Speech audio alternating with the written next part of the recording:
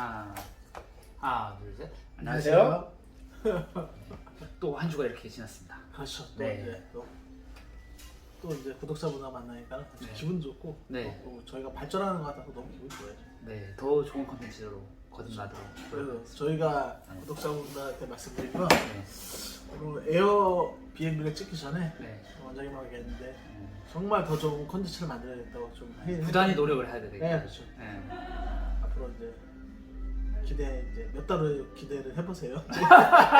내일부터 그냥 공부 더 열심히 해서 그렇죠. 네. 아, 네. 좋은 정말. 종목을 소개시켜줄 수 있도록. 저희 취지잖아요. 정말 그럼요. 네.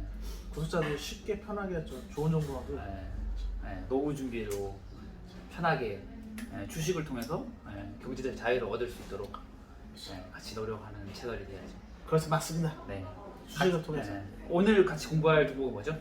네, 에어비앤비입니다. 네.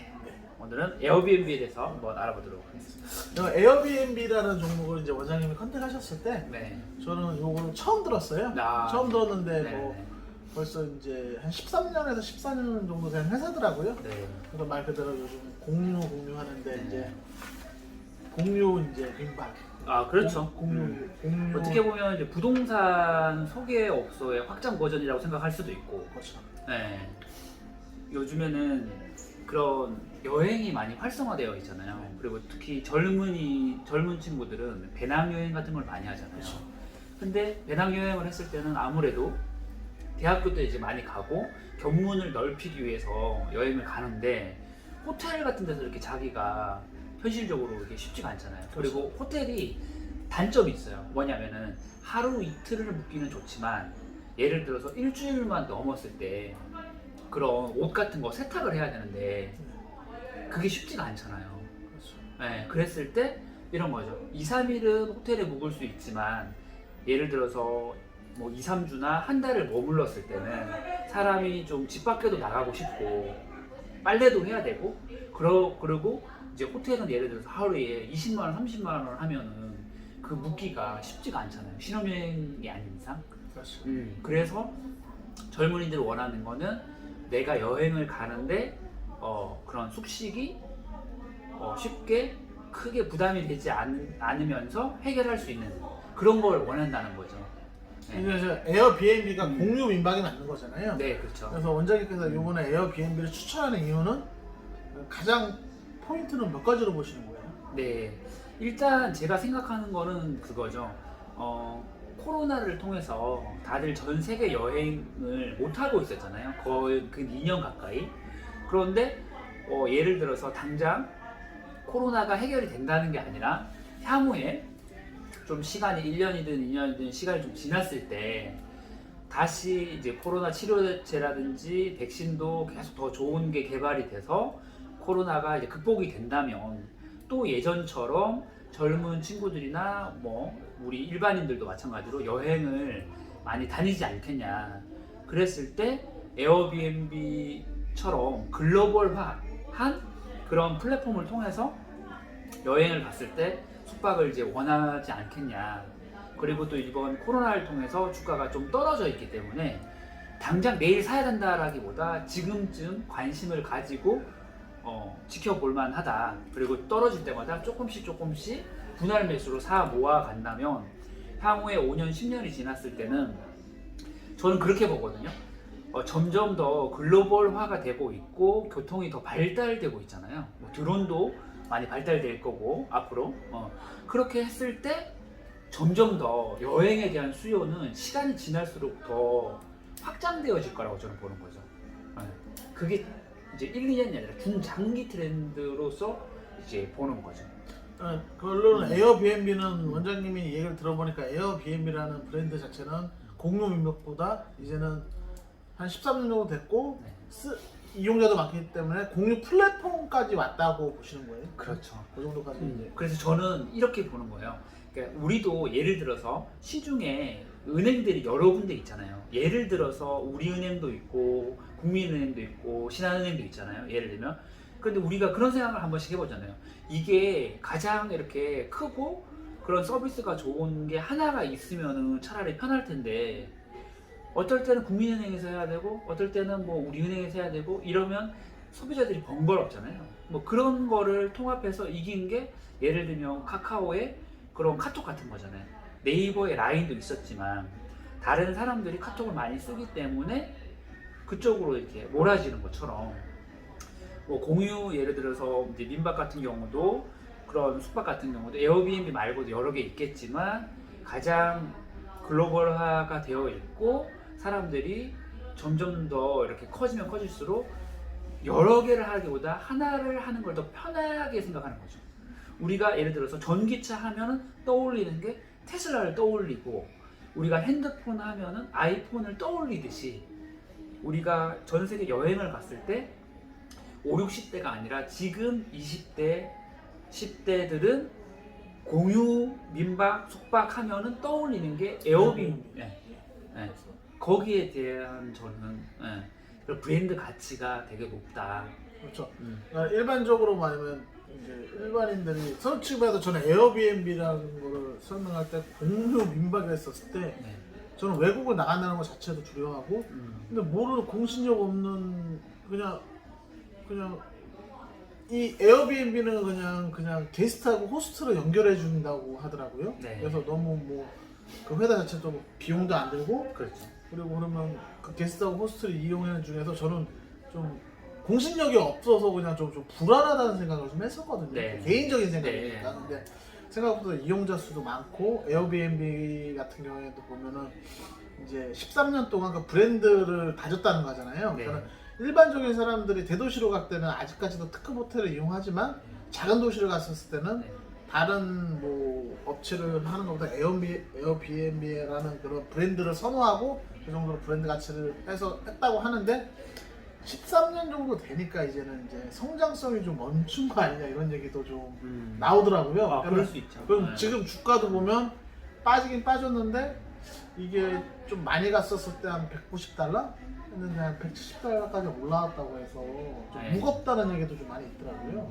네, 그럴 수도 있는데 우리가 코로나 전에 해외여행 가서 쓰는 비용이 어느 정도인지 아세요?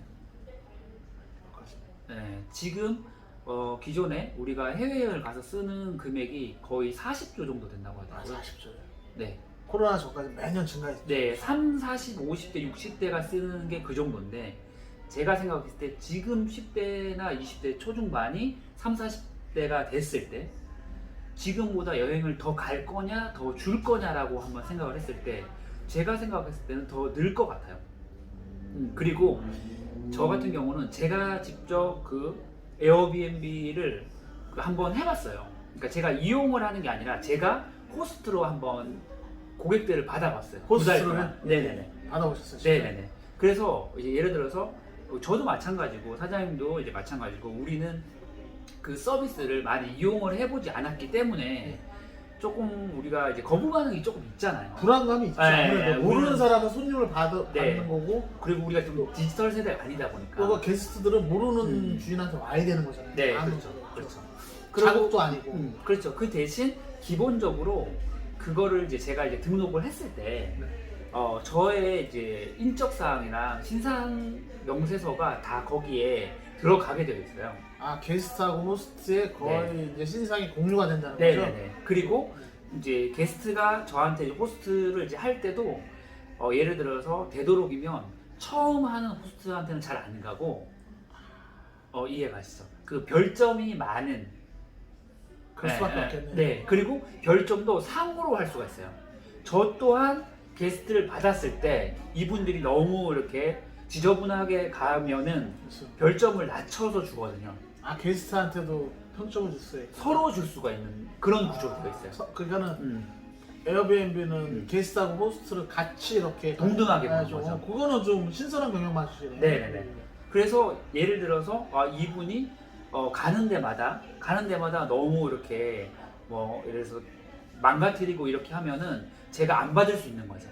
아, 그렇죠. 거절을 할 수가 있어요. 그렇죠. 그러니까 네. 지금 원장님이 얘기하는데 저도 선입견이 좀 깨진 게 뭐냐면 게스트하고 호스트를 엮어주는 게 에어비앤비인데 이제 그 게스트의 정보를 주고 호스트의 정보를 주는데 이제 거기에서도 평점이 좋은 뭐 댓글이 좋은 말 그분들한테 이용을 하는데 제가 지금 우리 선진국들의 지금 계속 서비스라는 것들이 보면 특히 우리나라 기준으로 보면 모르지만 이게 그러니까는 사용자 위주로만 돼 있잖아요. 네, 그렇죠. 그러니까 사용자들이 많은 갑질을 해도 네.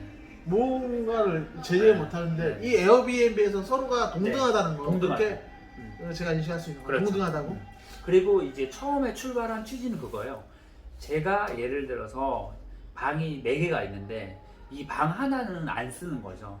그럼 이 빈 방을 빌려주는 처음 시작은. 그럼 호스트가 있어도 되고 없어도 되는 거예요? 게스트리 그런 종류가 여러 가지가 있어요. 예를 들어서 에어비앤비라는 게 호텔을 내가 빌릴 수도 있는 거고 한 단독주택을 전체를 빌릴 수도 있는 거고 아니면 아파트 한 채를 빌릴 수도 있는 거고 아니면 그 방 하나를 빌릴 수 있는데 그게 요금이 자율 경쟁 체제다 보니까 예를 들어서 3만 원을 올린 사람도 있고 예를 들어서 2만 원 올린 사람이 있으면 게스트가 그걸 선택할 수 있는 거죠. 그렇죠. 그게 이제 장점이고 그리고 점점 더 이게 진화를 해 가더라고요. 그래서 처음에는 이렇게 숙박 위주로 했는데 시간이 지나면서 뭐 그런 레저 같은 것도 빌릴 수 있도록 그런 걸 지금 계속 확장해 나가고 있는데 향후에는 제 생각에는 부동산 중개업까지도 가능하지 않겠냐. 그러니까 결론은 플랫폼 안에 이용자 수가 많기 때문에 에어비앤비가 네. 뭐 다각도로 할 수 있는 사업은 무궁무진하다고 보시는 거잖아요. 네, 근데 그렇죠. 지금 이게 저희 팩트를 전달해 드리는 건 뭐냐면 전 부정적으로 얘기하는 게 아니라 그냥 지금 13년 정도 됐는데 이용자 수가 거의 33살 미만들이 많이 사용하는 거예요. 네, 그러니까 그렇죠. 33살 맞아요. 이상들을 네. 사용하는 경우가 드물고 그 다음에 그 젊은 층에서는 굉장히 매니아층도 두껍고 좋게 생각하는데 아무래도 낯선 곳에 낯선 누구한테 간다 나라도 틀리고 마을도 틀린데 낯선 곳으로 가는 거잖아요. 이거 심리적으로 좀 나이 드신 분들이 그런 안정감을 못 찾는 거 아닌가. 그러니까 이제 대부분 이제 그런 큰 이렇게 장기적인 성장을 보는 그런 이제 회사들은 10대들을 겨냥을 많이 하거든요. 왜냐면 그 10대를 익숙하게 만들면 그 친구들이 나이가 들어서도 이용을 할 수가 있으니까 그렇죠. 사장님께서는 지금 현재 40, 50대인 나의 기준으로 봤을 때는 조금 약간 좀 미심쩍은 것도 없지 않아 있잖아요. 거리감이 좀 있죠. 거리감이 좀 있잖아요. 그런데 저희 같이 일했던 직원 중에 한 분은 이런 적이 있어요. 이틀을 쉬는데 일본을 다녀오더라고요. 점심을 먹으러.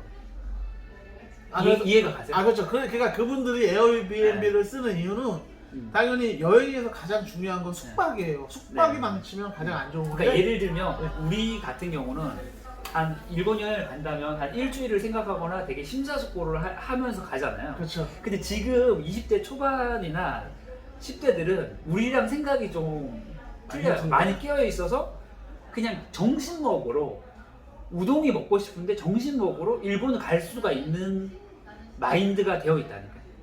저도 깜짝 놀랐어요. 아니 그리고 가서 거기 가서 네. 꼭 특급 호텔에서 큰 비용을 지불하는 것보다도 네. 에어비앤비를 네. 통해서 네. 공신력 있고 괜찮은 네. 좀 평점이 좋은 거 그리고 싸고 네. 편하게 있을 곳으로 찾아서 네. 하나의 메리트가 된다는 1박을 하고 그리고 다음날 와서 출근을 한다는 거예요. 그러니까는 이게 저도 처음에는 되게 충격적이었죠. 그렇죠. 세대 간의 충격적이었는데 그게 많이 깨졌다. 그러니까 팩트라는 거는 지금 네. 원장님 말한 팩트는 젊은 사람 30세 네. 미만의 사람들이 네. 에어비앤비의 가치와 네. 한번 경험한 거에서는 못 빠져나오는 거잖아요. 우리나라로 따지면 거의 카카오톡 같은 느낌이에요. 그렇죠. 그리고 제가 그거를 호스트로 직접 이렇게 했을 때 그 손님이 어떤 부류인가가 되게 중요하잖아요. 그렇죠. 근데 어떤 사람이었냐면 저희 여기가 이제 관악구잖아요. 그 외국에서 그 서울대학교에 교환학생으로 온 분들 예를 들어서 2달을 머무는데 2달 동안 호텔에 있기가 사실 부담스럽잖아요. 그렇죠. 하루에 예를 들어서 20만 원씩 내고 호텔에 2달을 있을 수가 없잖아요. 그러니까 이게 저한테 이게 상호 또 카톡 이렇게 문자 같은 거를 할 수가 있어요. 서로. 네, 거기에서 서로 문자 SNS를 주고받을 수가 있어요. 실시간으로. 그래서 저한테 물어봐요. 예를 들어서 2층 침대를 2개를 구해줄 수 있냐. 그러면 그게 가능하다면 2달을 머물겠다. 이런 부류가 있고 또 한쪽은 커플인데 한 명은 지방에 있고 한 명은 서울에 있는데 서울에 오면 머물 곳이 없잖아요. 근데 그 하루 때문에 호텔에 갈 수도 없잖아요. 그렇죠. 그러니까 모텔을 가기에는 되게 부끄럽고 좀 그렇게 생각을 하는 거죠. 뭔가 죄 지은 것 같고. 모텔을 가기에는 네. 비용도 부담되고 그냥 비용도 비용이지만 거기- 젊은이들도 그런 게 그러니까 내가 안 좋게 비치는 게 싫은 거예요. 모텔이라는 이미지가 아직까지 또 그런 이미지가 있네요. 그런 이미지가 있잖아요. 모텔에서 젊은 친구들이 나오면 좀 안 좋게 생각하는 게 있으니까. 그런데 예를 들어서 어쨌든 숙박은 하긴 해야 될 거 아니에요. 그러니까 뭐 안 좋게 하려고 숙박을 하는 게 아니라 지방에서 여자친구가 서울에 올라와서 남자친구 만날 수 있는 거잖아요.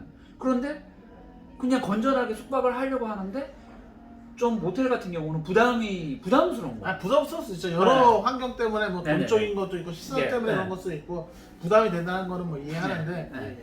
그래서 이제 그거를 하루나 이틀을 빌려서 와서 이렇게 편하게 가정집처럼 편하게 쓰면서 와서 치킨도 먹고 그리고 뭐가 이제 부족하거나 뭘 하면은 실시간 SNS가 되니까 서로 이렇게 연락을 주고 받으면서 하고 강제성이 없고 사전에 서로 충분한 SNS를 통해서 공유를 하고 온다는 거죠. 그 말씀 중에 그 이해는 됐는데 에어비앤비에서 또 피해를 본 사람들 중에서 한 명은 그런 거야. 말 그대로 지금 보면은 만약에 2층 침대를 도와주면 2달을 묵겠다 했는데 네. 그렇게 약속하고 2층 침대를 들여놨는데 네. 또 안 오는 사람들도 있대요. 그거는 솔직히 사실 네. 그거는 에어비앤비뿐만 아니라 아시잖아요. 어떠한 서비스도 그거는 그 정도의 부작용은 있다는 거죠. 부작용은 다 똑같아요. 그렇죠. 그냥 그거를 네. 너무 제가 또 크게 확대해서 하면 안 되는 거죠. 그렇죠. 제가 오늘 손님한테 혼났는데 왜 혼났는지 아세요? 2시에 예약하신 분은 3시에 오고 3시에 예약하신 분은 일찍 오신다고 2시 40분에 오셨어요. 그럼 누구 먼저 해줘야 돼요? 원래는 3시에 오는 소리 네. 해드리죠. 그래서 혼났어요. 참. 네. 네. 그래서 그런 요즘에는 그런 거죠. 효율성과 내가 필요할 때 예약을 할 수 있고 언제든지 또 취소도 할 수 있고 그 대신 이제 예를 들어 뭐 당일에 취소를 하면은 뭐 그 일부 금액이 차감이 된다든지 요런 게 좀 더 활성화가 되면 또 사람이라는 게 또 피치 못할 사정이 있을 수도 있으니까. 근데 지금 그 보면 에어비앤비 이용하는 전체 나라 전 세계인들이 이용하는데 이제 전 세계 인구가 아시아권이 65%를 차지하는데 네네네. 아시아권에서는 거의 한 10% 정도밖에 사용을 안 한다고 하더라고요. 근데 이제 네. 보통 네. 여행을 선진국에서 약간 또 후진국으로 또 많이 하잖아요. 우리가 예를 들어서 유럽 분들이 동남아 쪽에 여행도 가고 우리도 동남아 쪽보다는 경제적인 수준이 조금 높잖아요. 지금은. 근데 이제 그쪽으로 여행도 좀 많이 가고 그리고 향후에 또 동남아 쪽도 지금 계속 발달이 되고 있으니까 그 친구들도 어느 정도 이제 경제력이 되면은 아마 여행을 더 많이 다니지 않겠냐. 근데 이제 지금 중요한 게 아시아권에서 네. 게스트보다 호스트들이 문을 안 연대요.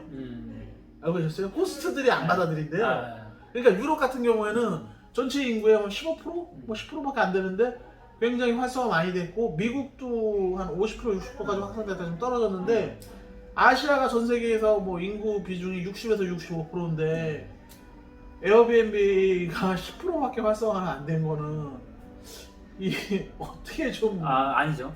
이게 그 저거랑도 좀 연관이 있죠. 인터넷이랑도. 곳곳에서 인터넷이 많이 이렇게 활성화가 되고 그리고 그 지역마다 그런 이제 와이파이나 이런 것도 활성화가 더 많이 되어 있어야 이것도 좀 더 발달되는 건데 아무래도 그런 아시아 쪽에는 어린 친구들이 핸드폰을 덜 가지고 있을 수가 있잖아요. 유럽이나 선진국보다는. 근데 핸드폰 보급률이 올라갈수록 더 이게 점점점 시간이 지나면 지날수록 더 활성화되죠. 우리도 이렇게 하면 생각해요. 우리가 80년도에 당장 먹고 살기 힘들었을 때 해외여행 많이 가진 않았잖아요. 아시아 쪽이 그런 거 지금 아시아 쪽 중국, 일본 그쪽은 선진국이잖아요. 일본, 한국 정도 빼고는 다들 힘든가?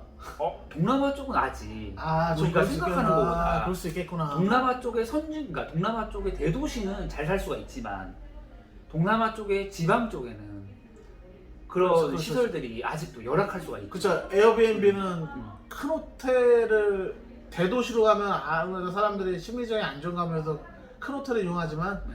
작은 도시를 갔었을 때 에어비앤비를 많이 한대요. 네. 그리고 여행이라는 이게 뭐냐면 제가 이거 한번 좀 좋은데 이게 맞는 건지 모르겠는데 갑자기 괜찮아요. 공유라는 이 경제가 조금 이제 부정적인 시각도 있고 뭐 이제 아니면 긍정적인 시각도 다 있을 거예요. 공유 경제라는 게. 근데 어차피 공유 플랫폼이고 공유 민박업이지만 공유 플랫폼 전 세계에 쓰는 플랫폼을 자리 잡은 건 맞는데 우버 같은 경우에도 공유 자동차 꼭 3년 전에 상장했을 때만 해도 거의 지금 그 세 번째로 대어라고 할 정도로 테슬라냐 우버냐 구글을 제친다 그랬었거든요. 근데 그때 3년 전이었어요. 그때 우버가 최고 대여갖고 테슬라에 있던 애가 죄송합니다. 주주들이 우버로도 많이 넘어갔대요. 3년이 지나고 지금 수익률이 어떤지 아세요? 마이너스 7%예요.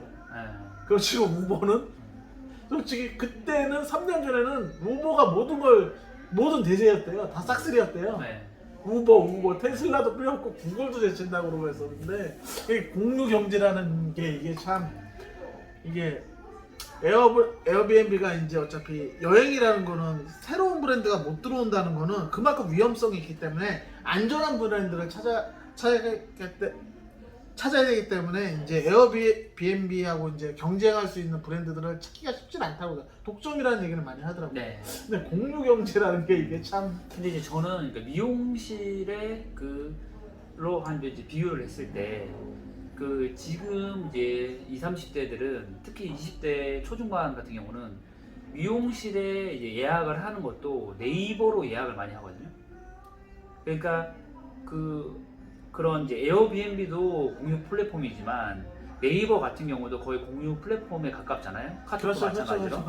근데 제가 생각하는 거는 그거를 보는 거죠. 물론 모든 사업에는 장점과 단점이 있지만 지금 40, 50대가 바라보는 그 단점이 20대들은 그걸 극복을 할 수 있을 것 같아요. 왜냐면은 40, 50대는 아니라고 하지만 지금 20대들은 폭발적으로 그걸 사용을 하고 그리고 100명의 예약 손님을 봤을 때 거의 75% 정도가 다 네이버 예약하기를 하고 온다는 거죠. 근데 왜 그러면 네이버 예약하기를 하고 오느냐? 전화하는 것조차도 귀찮다는 거예요. 그냥 우리 미용실에 빈 시간이 있으면은 그 플랫폼을 통해서 예약을 하면 되는데 굳이 서로가 번거롭게 전화를 할 필요가 뭐가 있냐. 근데 그런 문화와 인식이 지금 20대에는 확고하게 자리를 잡았기 때문에 이것도 그런 업종만 틀릴 뿐이지 그쪽에 많이 인식화가 되어 있기 때문에 제가 생각했을 때는 무궁무진한 발전 가능성이 있다고 봐요. 저도 그냥 부정적인 얘기를 막 끄집어서 내는 건 아니라 부정적인 시선에서도 볼 수가 있어요. 그렇죠. 그래도 판단을 할 수 있어요. 근데 에어비앤비를 좋게 보시는 분들의 포인트는 경쟁자가 없다. 여행은 특히 안전한 브랜드가 아니면 안 간대요. 그렇죠. 숙박은 정말 낯선 곳이니까. 낯선 곳에 갔는데 모르는 뭐 그런 업체가 하는 건 절대 안 하고 그래서 경쟁사도 없고 두 번째는 아시다시피 경영진들이 자본이 굉장히 좋다고 하더라고요. 게스트하고 호스트가 연결해갖고 또 입금이 선입금 구조이기 때문에 그래서 그렇죠. 뭐 우버를 자꾸 얘기하는데 우버 같은 경우에도 이제 상장할 때 외부 자금이 많이 필요하기 때문에 근데 이제 우버 같은 경우는 이런 점이 있었죠. 우버는 계속 재투자를 해줘야 되는 방식이잖아요. 그리고 문제가 기존의 택시 회사들과의 분쟁, 그렇죠. 그런 부분 그리고 이 분들을 노동자로 볼 거냐, 그렇죠. 아니면 프리랜서로 볼 거냐 이런 부분이 있는데 에어비앤비 같은 경우는 비즈니스 모델 자체가 너무 좋은 것 같아요. 그렇죠. 그러니까 말씀하시다시피 우버는 택시 기사 그러니까 그 기사분들한테 월급을 줘야 되잖아요. 이게 비용 때문에 그렇죠. 많이 신경전 버리는데 좀 에어비앤비하고 이게 좀 뭐 규제가 될 수 있는 건 세금 문제 정도하고 그다음에 그냥 작은 호텔 정도, 작은 호텔을 운영하는 좀 잘 사시는 네. 분들거든요. 네. 그러니까 큰 규제는 없대요. 네. 그러니까 에어비앤비는 좀 독보적인 회사라고 그럼 얘기를 제가 많이 해요. 지금 이번에 문제가 됐던 카카오 택시에 대해서 제가 한번 얘기를 한번 해볼까요? 제가 깜짝 놀랐잖아요. 지금 카카오가 말을 끊은 거 갑자기? 네, 아니, 하셔도 돼요. 그러니까 비유를 해드려요. 예, 예, 예. 그러니까 카카오 택시가 지금 거의 85% 정도의 시장을 장악했는데 문제가 된 게 그거예요. 고객들이 원하는 건 그거예요. 이렇게 연말이든 이랬을 때 택시를 잡을 때 택시가 안 쓰잖아요. 네. 근데 카카오 플랫폼에서 5,000원을 더 주면 택시가 바로 온다는 거예요. 그렇죠. 네. 예전에는 예를 들어서 택시들이 서 있잖아요. 그러면은 이제 사람들이 가서 이제 하거나 아니면 밤늦은 시간에는 승차 거부가 많았잖아요. 그런데 카카오 택시는 기사들한테는 한 달에 99,000원씩을 받고 카카오 택시를 이제 하면은 우선적으로 이제 배차를 해주고 고객들한테는 프리미엄 서비스를 이제 많이 이렇게 만들어서 조금 더 돈을 더 내면 그분들한테 우선적으로 이렇게 하는데 그 얘기를 하더라고요. 제가 깜짝 놀란 게 카카오 택시가 아닌 택시들은 길가에 다 서 있고요. 한 달에 월급이 200만 원 전후가 안 된대요. 근데 카카오 택시를 한 달에 99,000원을 주고 가맹을 했어요. 근데 그분들의 월급이 400에서 500이라는 거예요. 그 정도로 각 플랫폼들이 우리가 생각하는 것보다 고객들은 그런 것 같아요. 그 편리성? 그 편리성에 대한 부분은 한번 편해지면은 우리가 불편한 걸 가기가 싫잖아요. 그렇죠.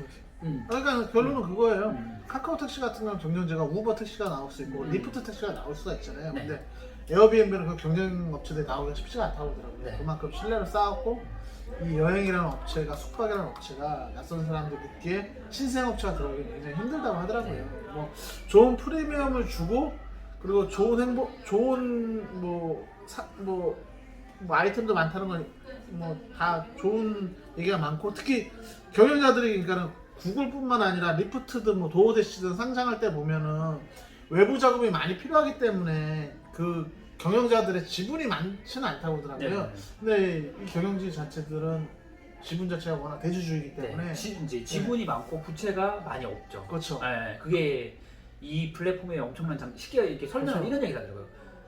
그 회사가 어떻게 숙박업인데 휴지 하나를 갈진 않는다. 그렇죠, 맞아요. 돈도 안 들어가. 돈이 전혀 안 돼.